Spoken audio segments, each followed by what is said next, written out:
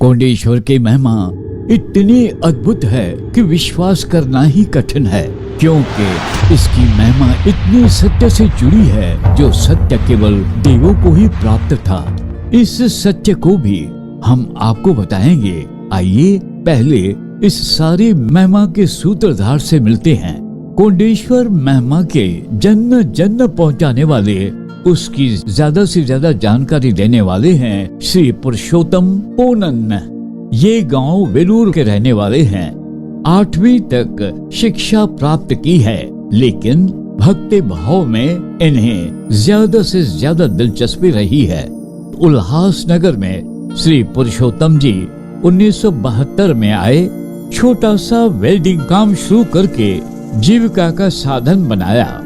इन्हें स्थिर न रहने के लिए कई लोगों ने परेशान किया, लेकिन फिर भी वे अडिग रहे। भाड़े में रुकने में रहना पड़ा।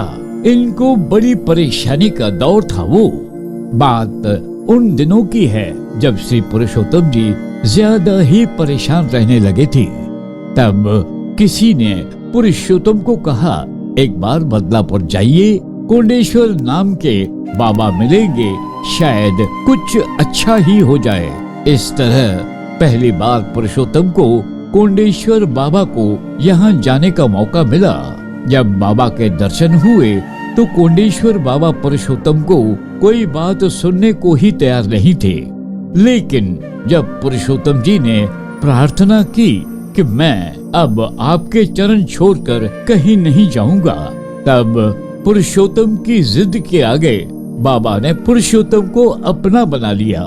उनकी पीठ थपथपाई और बोले, बताओ क्या कष्ट है तुम्हें?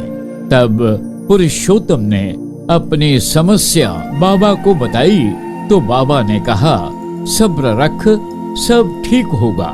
और जैसे ही बाबा के मुख से ये शब्द निकले, पुरुषोत्तम की जिंदगी बदलने लगी। सभी उन्हें आदर देने लगी। व्यापार में वृद्धि हुई और एक नई जिंदगी की शुरुआत हुई। अब कुछ ही समय में श्री पुरुषोत्तम जी बाबा के प्रति पूरी तरह समर्पित हो चुके थे। वो बाबा की सेवा को ही अपना धर्म समझते, काम से लौटकर बाबा के पास जाते, उनके साथ रहते, उनकी सेवा करते और बाबा के आदेश का पालन करते। धीरे धीरे पुरुषोत्तम जी के साथ उनके सहयोग भी आने लगे, जिसके वासुदेव शेट्टी और यशवंत साल्वे मुख्य थे। कभी कुमार बाबा पुरुषोत्तम की परीक्षा भी लेते थे। वो कहते थे, मैं नाराज हूँ, जाओ। तब पुरुषोत्तम जी कहते हैं, मैं भी नाराज हूँ। अगर मैंने आपकी सच्ची सेवा की है तो आप याद करोगे अपने शिष्य को। और ऐसा हुआ भी। बाबा ने 90 दिन के पहले ही पुरुषोत्तम को याद किया और आशीर्वाद दिया।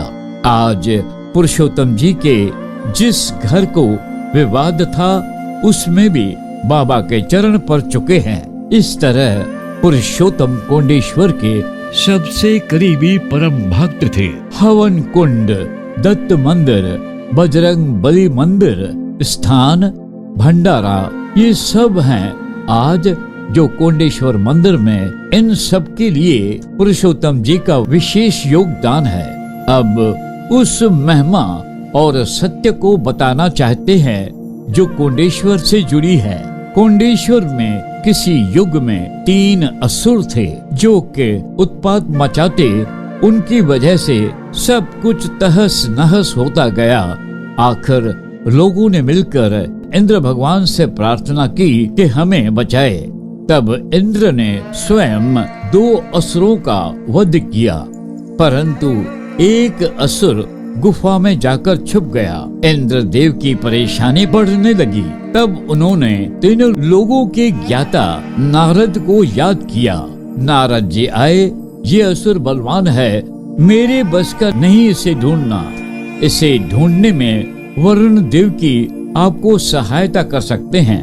तब इंद्र ने वरुण देव को याद किया। वरुण देव प्रकट हुए।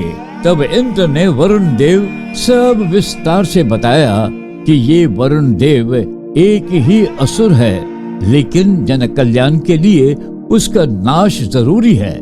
पानी ही पानी था। तब वरुण देव ने अपनी दिव्य दृष्टि से असुर का पता लगाया, वो गुफा में था। तब इंद्र ने कहा, असुर बाहर आ जाए, तुम्हारा वक्त खत्म हुआ। तब असुर ने कहा, हे देव, मेरा वध निश्चित है, मैं जान गया हूँ, लेकिन मरने के बाद मेरा कुछ अंश पवित्र हो, परमात्मा से जुड़ा रहे, ऐसा मैं चाहता हूँ। और असुर के वध के बाद उस स्थान पर आज पवित्र शिवलिंग है। पहले असुर के स्थान पर काली का स्थान है, मंदिर है। इस तरह तीनों असुरों के स्थान पर पवित्र मंदिर है, शिवलिंग है। ये जानकारी जुटाने में पुरुषोत्तम जी का बड़ा योगदान है, उन्हें भी धन्यवाद है। सबसे बड़ी बात, पुरुषोत्तम जी को बाबा का पिंड दान करने का अवसर मिला, जो उनके लिए एक वरदान था।